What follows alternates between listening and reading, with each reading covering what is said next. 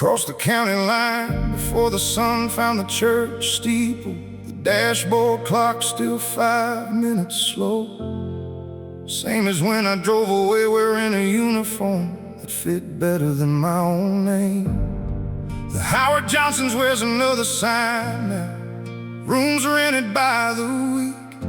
The woman at the counter slid me a plastic key without asking why. Someone my age would come back alone in late October,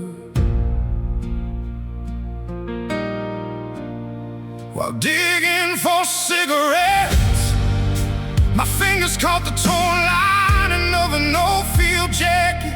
Behind it waited a photograph, 22 years old forever. Me grinning outside Walker's Diner on Maple Street. I studied that smile long enough to forget the coffee growing cold. The hardest thing wasn't the years, it was knowing I couldn't remember what made that young man laugh.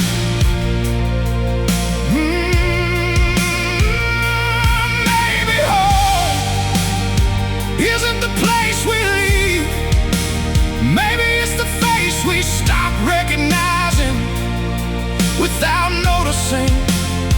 I've carried medals across state lines, memorized the weight of goodbye, but I couldn't carry the last good version of me. Maple Street still bends the same way, but Walker's became a cell phone store, painted white enough to erase every fingerprint. I asked the kid behind the counter, you remember the diner that stood here? He looked through me politely, like I was asking directions to a country that had already sunk across the road. The barbershop window still leaned a little lift. Old Mr. Ellis wasn't inside anymore. Someone had straightened the chairs, nobody knew they used to squeak. I folded the photograph smaller this time, careful not to crease my own face.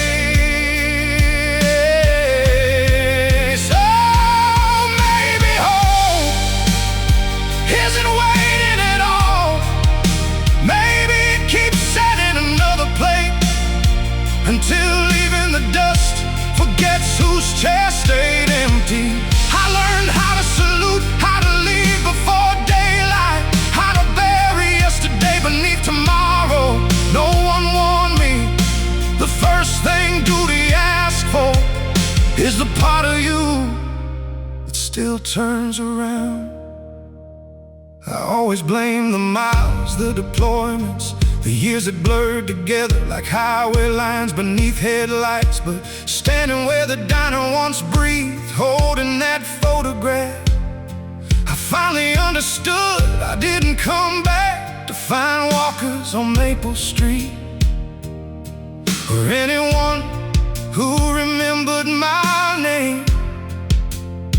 I came looking for the young man inside that picture, the one who believed he could protect the world without evicting himself from it. I was the one who left him here.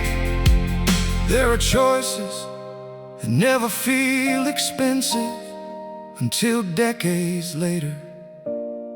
I called it responsibility, he called it see you soon.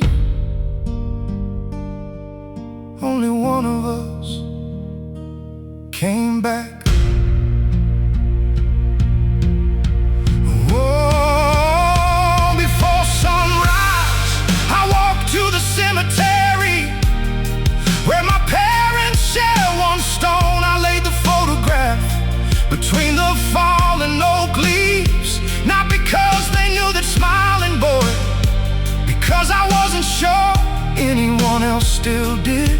The edges curled in the cold for one foolish second. I almost picked it back up. Instead, I brushed a single maple leaf off 22-year-old shoulders whispered, "You don't have to wait anymore." Then I drove away without looking in the mirror. Maybe home was never asking me to return.